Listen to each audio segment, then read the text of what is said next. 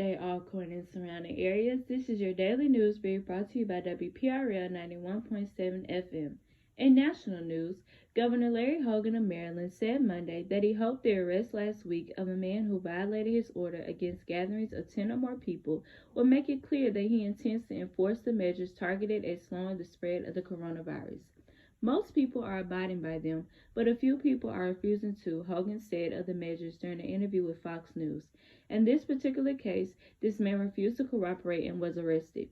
Hogan has responded aggressively to the COVID-19 outbreak since the first cases appeared. Maryland was one of the first states to declare an emergency and to close its schools. And on Monday, Hogan announced he's issuing a stay-at-home directive for the state, which makes it a misdemeanor for residents to leave their homes except to get food, medicine, or medical treatment as of 8 p.m.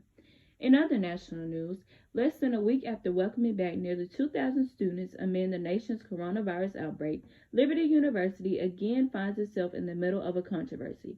After the New York Times reported Sunday that multiple Liberty students had gotten sick after returning to campus, the Virginia University pushed back, labeling the report as false. In an email to USA Today, Scott Lamb, the school's senior vice president of communications, said there have been no cases of any on-campus student testing positive for coronavirus, adding that 4 students were told to self-isolate not because they had symptoms, but because they had just returned from New York.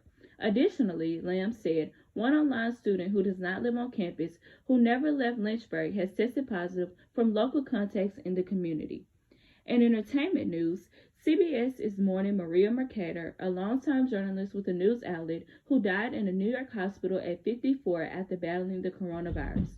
In a news release shared Sunday afternoon, CBS remembered Mercader as a network veteran who covered breaking news for nearly 3 decades and most recently helped shape the strategy for the network's correspondents and reporters. Even more than her talents as a journalist, we'll miss her indomitable spirit, said CBS News president and senior executive producer Susan Zerzinski. Maria was part of all our lives. I call Maria a warrior. She was. Maria was a gift we treasured. In other entertainment news, on March 11, Tom Hanks, 63, revealed on social media that he and Rita Wilson, 63, had both tested positive for COVID-19. Well, now, Hanks and Wilson are back stateside. Hanks made the announcement in a statement shared to Twitter Saturday. Hey folks, we're home now, and like the rest of America, we carry on with sheltering in place and social distancing. Many thanks to everyone in Australia who looked after us. Their care and guidance made possible our return to the USA. And many thanks to all of you who reached out with well wishes. Rita and I so appreciated, the statement read. In weather, currently it is cloudy and 50 degrees. Tonight's low is expected to be 46 degrees. This news brief has been brought to you by WPRL 91.7 FM. We now return you to your regularly scheduled programming. Senior Pastor Reverend Reginald Buckley of Cade Chapel Missionary Baptist Church in Jackson, Mississippi, is inviting all from any area to join them for church services online amid the coronavirus. The church is holding services every Sunday at 11 a.m. through their Facebook page and also the Cade Chapel app, which you can download from any app store. For any more questions or concerns, you can contact the church office at 601-366-5463. That number again is 601-366-5463. Jackson, Mississippi Councilman Kenny Stokes is helping senior citizens during the COVID-19 crisis.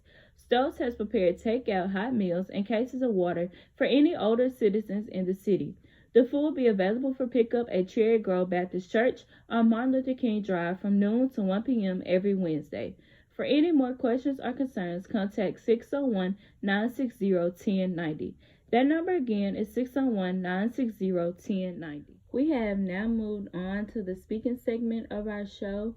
And for this week's speaking segment, I want to take a different approach to this whole quarantine situation. I'm sure that for most people a month ago, they did not think they would have to stay at home for most of the day. And I know that for me personally, I did not think I'll be at home right now doing online classes instead of being on campus doing face-to-face classes. However, I do like seeing the blessing in every situation. And one of the blessings that I found was that this quarantine is a way for us college students to strengthen our relationship with our parents. As college students, when we're away from our parents, no matter the distance of the college, it's easier for us to become distant from them. This extra time at home is a chance for us to reconnect and re-strengthen these relationships. Our bonds that we have with our parents are very, very important. The future is unknown, especially right now. So I say that now's the time to get closer or reconnect with our parents. Our parents are our foundation, and there will be times we have to lean on them. They have been through what we've been through, and therefore they know what it takes, or they at least know the starting process to get to where we want to get to. I feel like we need people around us, such as our parents or guardians, to help us through this journey. Therefore, we must develop and not take these relationships with them for granted. Even if you and your parents are on bad terms, it's time to fix it because it's nothing like that parent and child bond. Even if your parent is deceased or they're too far gone or whatever they have going on, you can still find that adult figure to be there for you. Now, I don't want to seem like I'm preaching, but all that I'm going to say is that there's nothing like having that parent or family member or some kind of figure or mentor that's going to have your back through whatever. Please, please, please, please don't take these relationships you develop with these people for granted. People come and go, but the bonds you develop with them can last a lifetime.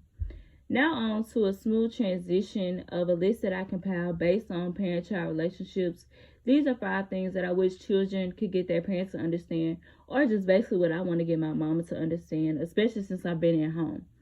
Number 1 is just because we're young doesn't mean we remember everything. We are young, but we are also forgetful. Number 2 is that yes, we do have nerves when we get tired and stressed. So please don't be talking about you ain't got no nerves. Please, no. Number 3 is that when we're having a conversation and I say something back, that's not me talking back. That's me adding on to the conversation. Number 4, just because I'm on the phone a lot does not mean that I'm addicted to my phone. My phone has a lot of stuff that doesn't have to deal with social media. So I need my phone. I need it to be near me at all times. And number 5 that I wish children or college students especially will get their parents to understand is that we won't be your little girl or little boy forever. It's time for us to grow up, and we need to grow up. So that concludes my So this now concludes the speaking segment of my show and also the show for this week. I want to thank everyone for listening to the Advice Table with Mo Elise, and I will be back next week with a brand new episode. So enjoy. See you all next week. Bye.